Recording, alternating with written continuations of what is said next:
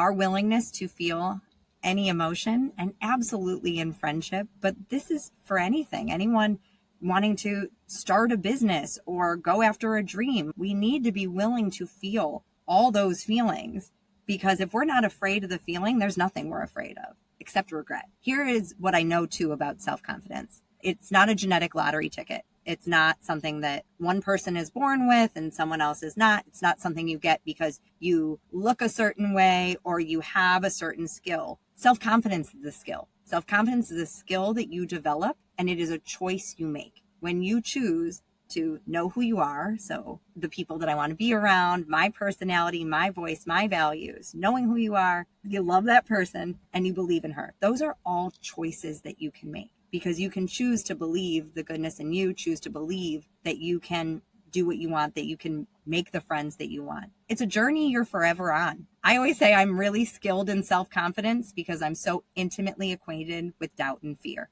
It does not exist in a silo. Self-confidence comes with the doubt, it comes with the fear, it comes with the insecurity. It's just that willingness to keep going even when they're there. Welcome to Dear Nina, Conversations about Friendship. I am your host, Nina Badson. I have been writing about friendship since 2014 and podcasting since 2021. I am so happy to have you here for the September Challenge, episode 162. I've been doing these challenges for all of 2025. Practically every month of the challenge does focus on what can you be doing to strengthen your friendships? What behaviors can you be doing to make the people in your life feel they're important to you, or to meet new people, and not what can others be doing for you. I hope you've seen that theme. This month's challenge, September, takes advantage of the energy of the new school year, the new season that will be coming at the end of September. There's something about the school year energy, even if you don't have anything to do with school. It's like you don't have a kid who's in school, or you don't have a job that has anything to do with the school year. Well, I guess I'm assuming that. You can let me know. I, in my life, have never had a break from the school year. I was a student, and then a college student, and then a graduate student, and then an English teacher in high school and middle school. I still teach adult writing classes that goes on a school year schedule. I have 4 kids, the oldest of which is 21 now. There's just a lot of school year. That's the energy I'm feeling for the September challenge. The most original challenge I think I've had. This challenge is about listening to your bestie brain over your bully brain, which is terminology I learned from today's guest, Leslie Randolph. She talks a lot about self-confidence. She is a certified coach. She's a motivational speaker, a TEDx speaker. She's a workshop facilitator, and she is committed to helping tweens and teens cultivate self-confidence. And she works with adults to deal with the teen that lives inside all of us, dealing with self-confidence issues. I've been on Leslie's podcast as well, called Why Didn't They Tell Us? She's such a nice way about her. I loved my episode on her show. We spoke about fitting in, belonging, what that means, and what it means to have an authentic friendship. I knew I had to have her on. I love the way she explains things. I've never really focused on the topic of self-confidence. So this listening to your bestie brain over your bully brain is just one of several things we talk about, but I pulled it out for the September challenge because I liked the idea of challenging us, and I always include myself. I do all the challenges too, which can all be found in the show notes. I'll have a link that will lead you to January through August. And then, of course, this is September's. I do all the challenges too. They're all things that help me. With the September one, I liked the idea of part of the month. It might only be one time. It might be one time this month that you stop your thought, you stop your assumptions, and you might even have to say the words to yourself, I'm going to listen to my bestie brain today instead of my bully brain. And you might be listening to this episode not in September. Fine, whatever month it is. Choose a day this month. It may happen naturally. You may not be able to say, okay, on the 15th of this month, I'm going to have this thought. That's not how life works. But try to catch yourself sometime in this month telling yourself a story that might not be true. That's the bully inside of us. Listen to the bestie inside of us. And again, Leslie's terms, not mine, but I loved it. So thank you, Leslie, for that terminology. We need that healthy sense of confidence to make new friends at every single stage of life. Adults need to make new friends all the time. You don't even just need to make new friends because you move. You may live in the same town forever, but you are in a new stage of life. You're not working as much anymore. You're divorced. You're single and your friends are married. You're married and your friends are single. You have kids and your friends don't have kids. You don't have kids and your friends do have kids.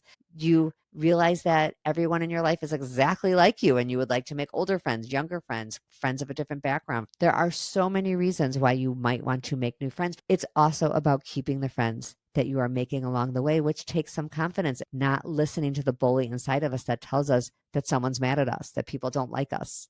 I will have ways in the show notes that you can let me know if you at any time this month took the challenge to listen to that bestie brain over that bully brain. I hope you'll do it. I'm going to try it. I know there's times that I absolutely doubt myself and I tell myself a story that isn't true, and I'm going to think of Leslie's advice. I hope you enjoy this interview as much as I did. Let's welcome Leslie to the show.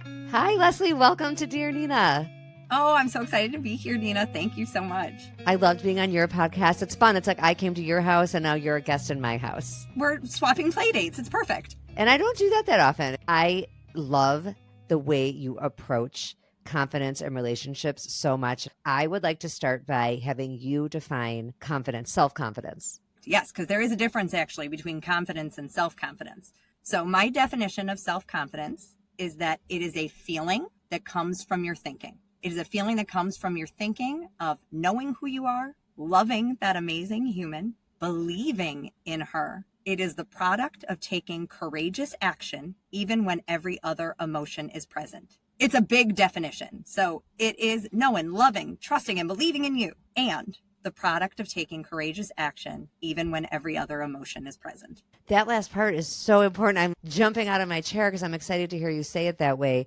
I try so hard to get people to understand that when they are in a situation to make new friends at any age, that it's really never easy. It's not like it gets easier. Your point is we grow in self-confidence by doing things even when it's hard. It's not about it being easy. It's hard and we do it anyway. You said it so perfectly. Sometimes we think like, oh, but I feel nervous. I feel doubt. I feel scared. So I'm not going to take this action.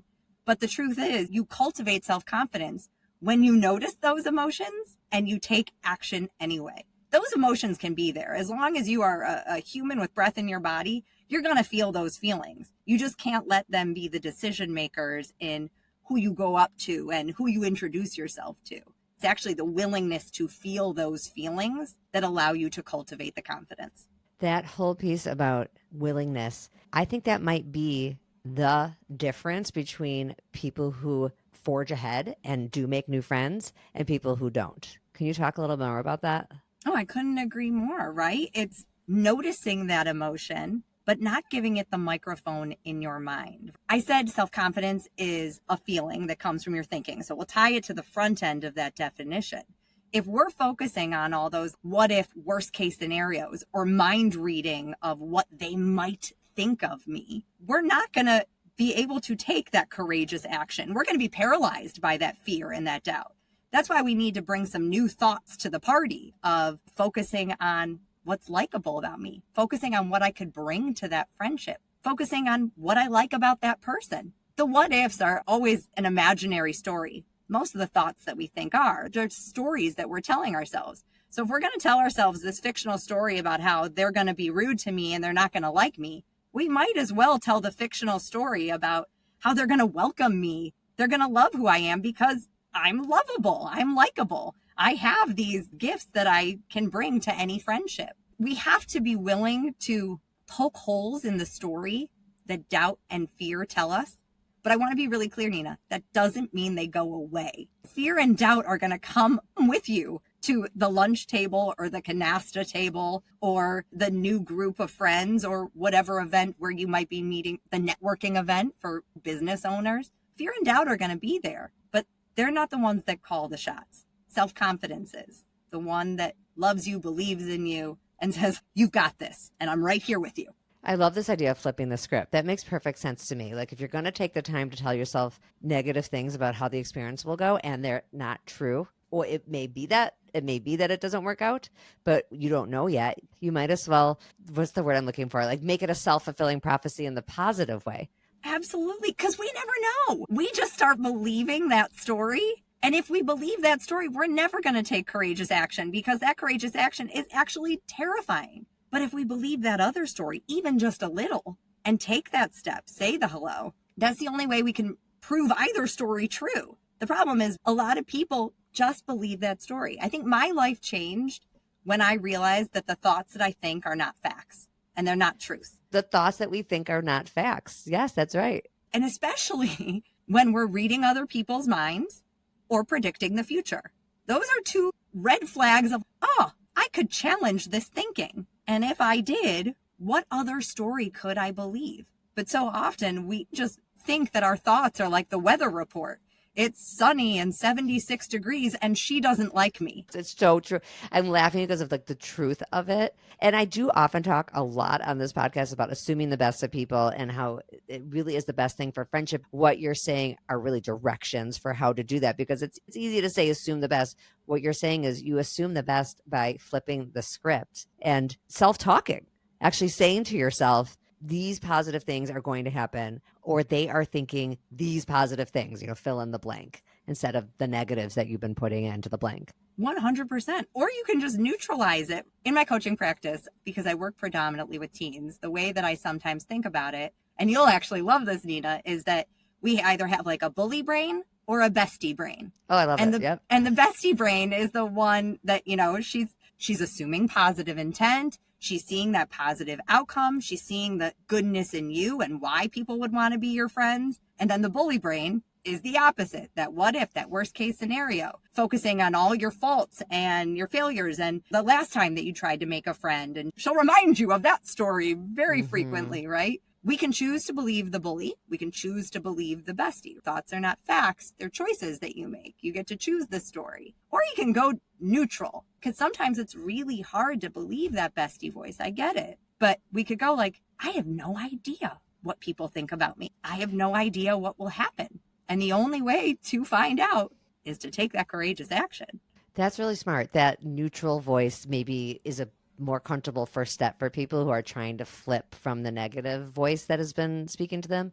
Just that neutral, instead of being so sure and so certain that you know what's going to happen. In a weird, ironic way, having such firm negative voice that always knows how badly things are going to go is a weird kind of confidence. It's like, you're so sure, you're so smart, you know how that person is thinking. I know I'm being a little negative about it, but when I think about it, I'm really thinking of myself. I'm not going to even speak for other people.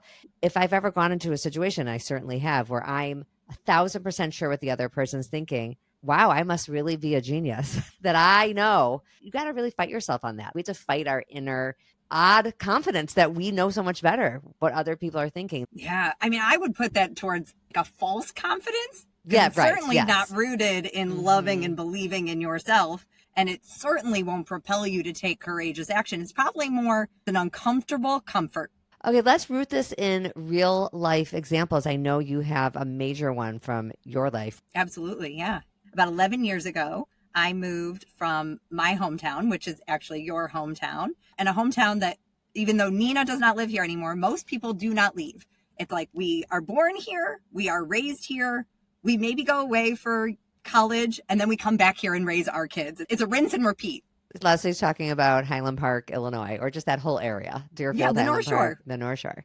It's like Teflon. We all stick to it. Leslie left for a while, but then came back. I did. And we moved to Johannesburg, South Africa, and we lived there for 4.5 years. It's always one of my favorite stories to tell is that when I found out we were moving and we moved for my husband's job, I said, how long is this going to be? And he said, a year and a half tops. Well, 4.5 years later, let me tell you. But I didn't have the comforts of all these longtime friends. I mean, listen, I didn't have the comforts of anything. I was in a new country. I was learning new customs and cultures. Were you in your 20s or 30s? I just need a sense.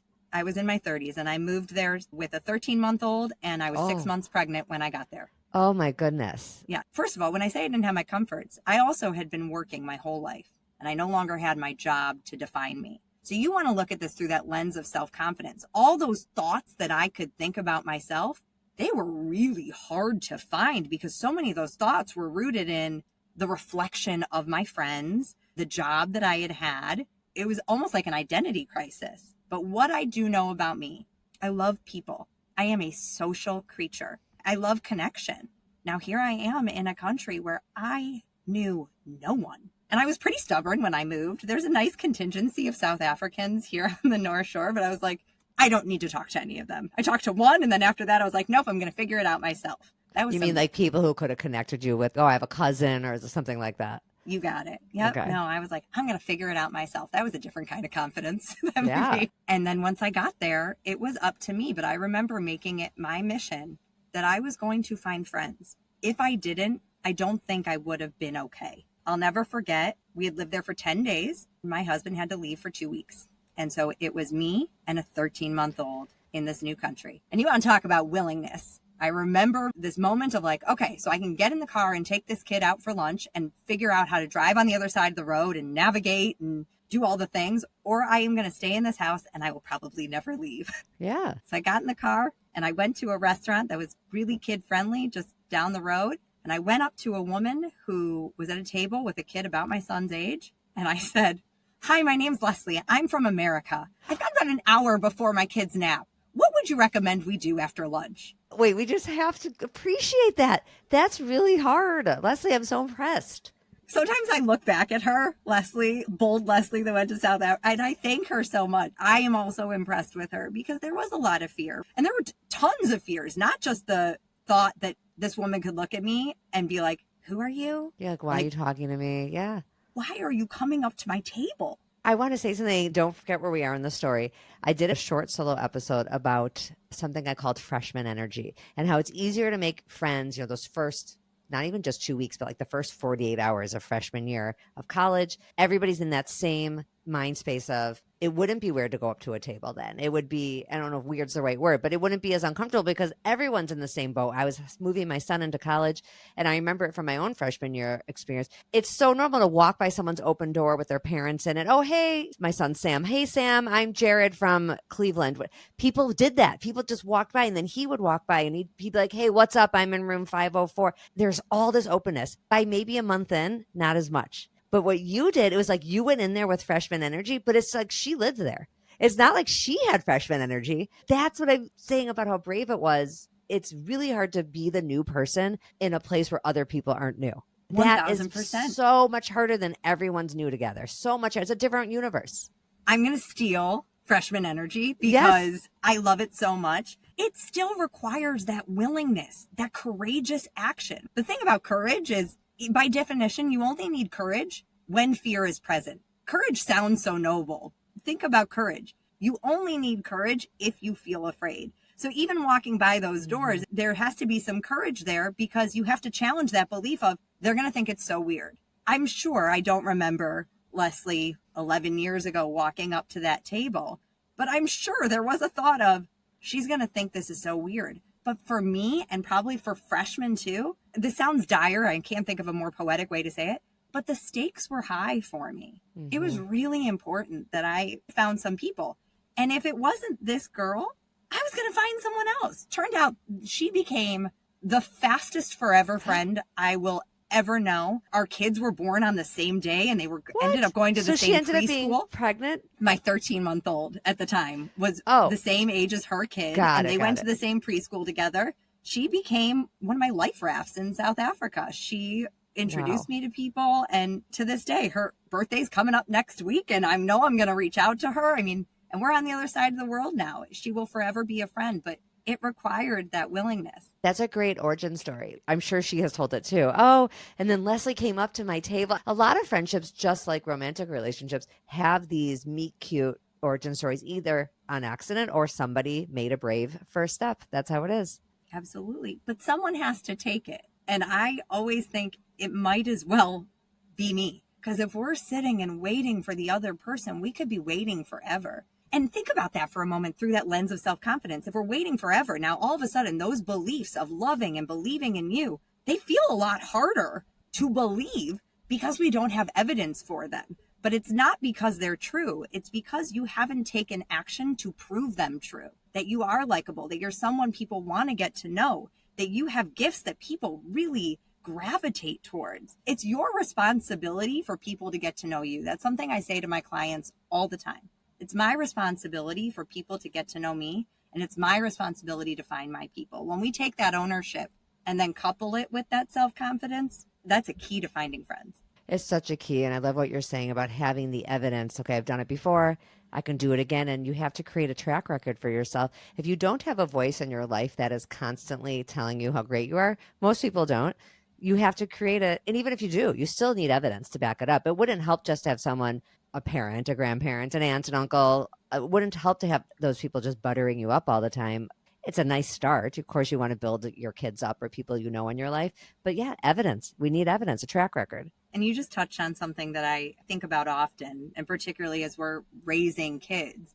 Self-confidence is an inside job. Notice that definition, it's all about you. It's your thinking. Now, if we could just inject our kids with self-confidence, what a wonderful world it would be if they could see themselves through our loving lens. But that's not how self-confidence works, because if you're not believing that for yourself, if you're not being that loving voice for you, even if you hear that external validation, you might not believe it. And so it's really important that we learn how to talk to ourselves and think about ourselves in a really loving way. That's beautifully said. And this is why you describe yourself in your work. It makes total sense as a self-confidence coach for teens, but also for the teen inside all of us. It's true. It's like we all could have used those voices. My grandmother of blessed memory, Grandma Pauline, we were very, very close. She used to say all the time in front of me about me, this is Nina, to know her is to love her. And she'd say to me all the time, to know you is to love you. And when she met my boyfriend at the time who became my husband, he quotes it all the time, which is very sweet because she said it to him. Instead of being like, oh, it's so nice to meet you and stuff to Brian, she said to Brian, all she did was rave about me. Oh, to know Nina is to love her.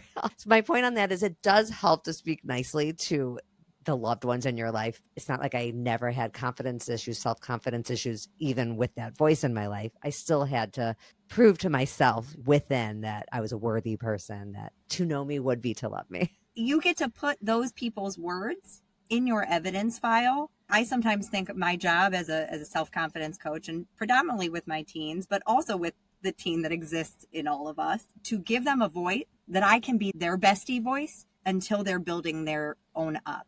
Oh, right? I love that.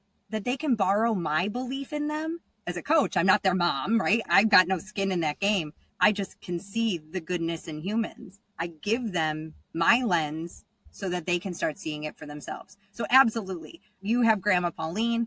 One of the things my mom always used to say about me that became a borrowed belief that I take with me is that I'm such good company. Oh, that's really, what a nice thing to say about someone. Seriously. And I take it with me. And let me tell you, it makes it easier to make friends because I am good company. You are. So you are. So why wouldn't I want to go share that with people and now enjoy their company too? So we shouldn't stop doling out praise or taking it from other people. But if we get it from other people, it's a wonderful thing to think, how can I live into that? How can I create more of that evidence for me? For me, it was, well, I have to go be company to people so that I can remember that I am great company. It still requires that action.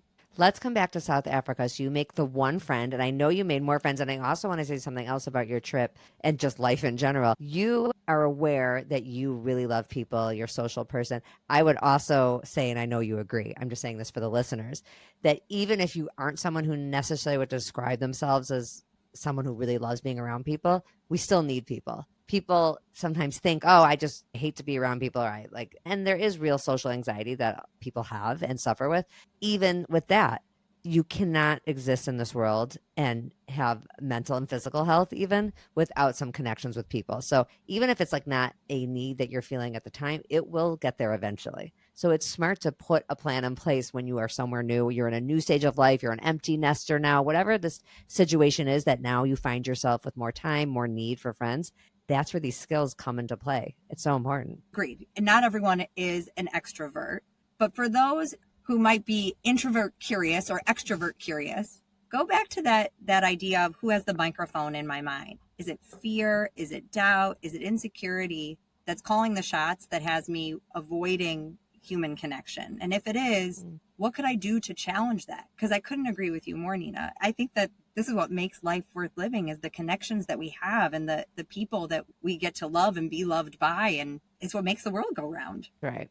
Okay. So you had the one friend, and sorry, I'll stop interrupting you now. You tell your story. That was day one. But like I said, it was my mission. I giggled when you were talking about freshman energy because I often describe this chapter as I approached my full-time job as sorority rush. I say this with love. I'm a little awkward. I literally said to this girl, "Hi, my name is Leslie. I am from America." Okay? There was no game here. I wasn't cool.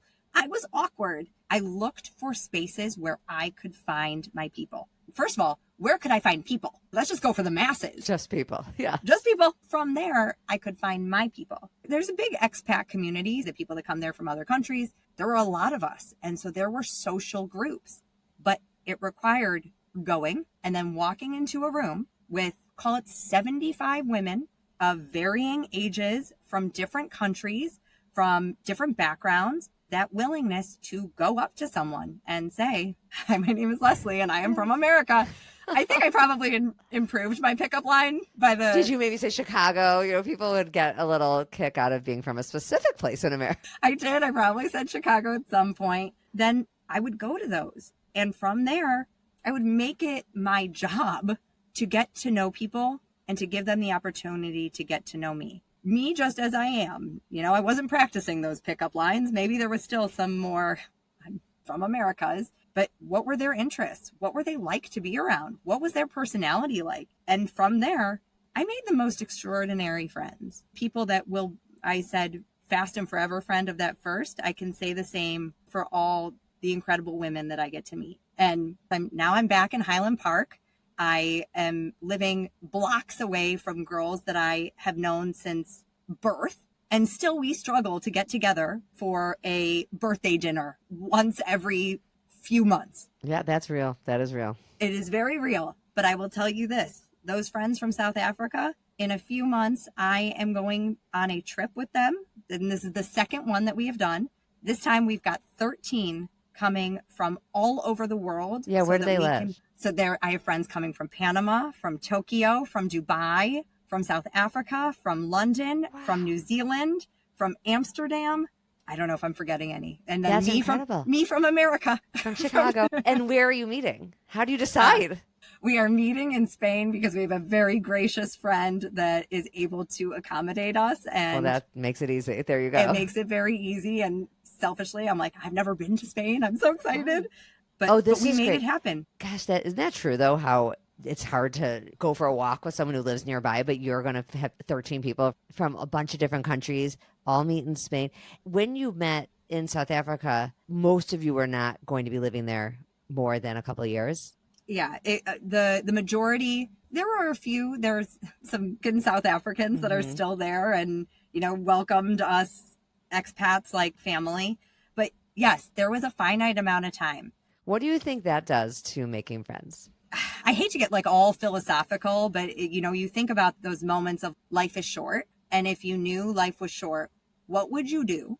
And what would you stop doing? What would you be willing to feel? And what would you be willing to cultivate in terms of emotion? We all think we have all this time and that, oh, I don't need that freshman energy. Like I'll do it next week. The problem is those stories of they're going to think I'm weird. It's awkward. Now it's a new story. Well, it's too late. Everyone already has friends. Yes, this is everything you're saying. Yes, so keep going. I get really excited. Those are the stories that we're telling, and it's really hard to stop our own brain. We think it's the weather report. We have to remember those are not truths and those are not facts, and we don't know. There's probably space for you at that table, and if there's not, there's another table. But I think when we know that time is limited, we just act differently. We are more willing to feel emotions that we would otherwise want to avoid. Because I can live through embarrassment. I can live through rejection. I can live through failure. The one feeling I do not want to be left with is regret. And so I'm going to go up to the people and say, "Hi, my name is Leslie. I want that connection and it's my responsibility." And I think that for a lot of expats, knowing that it was a borrowed chapter, and for me, it ended really suddenly. I'm so thankful, like I said, to that version of me that was willing to put herself out there and put herself out there really wholly. These women that I knew for just a brief amount of my life, they know all my parts. They know my stories. I let them see all of me. And I'm so blessed that they loved her and I loved all of them. You said something really important and you echoed it just now about knowing all of you. A little earlier, you said that you had the attitude when you went up to people that you were going to get to know them, like you were going to be interested in them and ask questions, want to know what they're about. But you also said, and I'm going to let them get to know me. That is so key. It's not just about asking questions. It's about answering questions. And a skill I talk a lot about on this podcast, and it's pertinent here too, is not waiting for them to ask questions. That's something I really encourage people to do, because I hear from people a lot about that. Oh, no one ever asks about me. I ask them all the questions. They don't ask back. And I'm like, I don't wait for anyone to ask me. If I ask you like, oh, what do you do? Or if that comes up or something, I really will not wait for someone to ask back. I'll just say, oh, I have a podcast. It's called Dear Nina. I mean, I learned that over time. I developed that. I did not come out that way. I had to learn, instead of being annoyed that it didn't feel reciprocal with the information, I'm just going to offer. Sometimes people don't ask because they don't want to seem intrusive. So you share what you're willing to share them, and then they Oh, don't yeah. have to wonder if it's okay to ask. You Right. just told them. Yeah, here I am. Yeah. Take me or leave me. I think the key is having a willingness to have a little rejection. I think we haven't used that word at all in this episode, but it's the undertone. To me, that is the undertone of this topic, is knowing that you can survive it not going okay. Therefore, you do it again. Amen. I mean, I think that that's ultimately it. Our willingness to feel any emotion, and absolutely in friendship, but this is for anything. Anyone wanting to start a business or go after a dream, we need to be willing to feel all those feelings, because if we're not afraid of the feeling, there's nothing we're afraid of except regret. Here is what I know too about self-confidence. It's not a genetic lottery ticket. It's not something that one person is born with and someone else is not. It's not something you get because you look a certain way or you have a certain skill. Self-confidence is a skill. Self-confidence is a skill that you develop, and it is a choice you make. When you choose to know who you are, so the people that I want to be around, my personality, my voice, my values, knowing who you are, you love that person, and you believe in her. Those are all choices that you can make, because you can choose to believe the goodness in you, choose to believe that you can do what you want, that you can make the friends that you want. It's a journey you're forever on. I always say I'm really skilled in self-confidence because I'm so intimately acquainted with doubt and fear. It does not exist in a silo. Self-confidence comes with the doubt, it comes with the fear, it comes with the insecurity. It's just that willingness to keep going even when they're there. That's right. There's no shortcuts. You have to go through those parts. Oh my goodness, Leslie, last question for you. Do you work with people virtually, or do you have to be in Chicago? No, I see in person. That's self-confidence building within itself, just to sit in a room for some people for 45 minutes talking to another human, but I see people all over the world. Okay, so virtual too. All right, everybody. I will have Leslie's information in the show notes. She is the Coach Chronicles on social media, on Instagram mainly, it seems. Leslie, thank you so much for being here with me today. This was such a pleasure. Nina, the pleasure was mine. Thank you so much for having me. All right, everybody, come back next week when our friendships are going well. We are happier all around. Bye.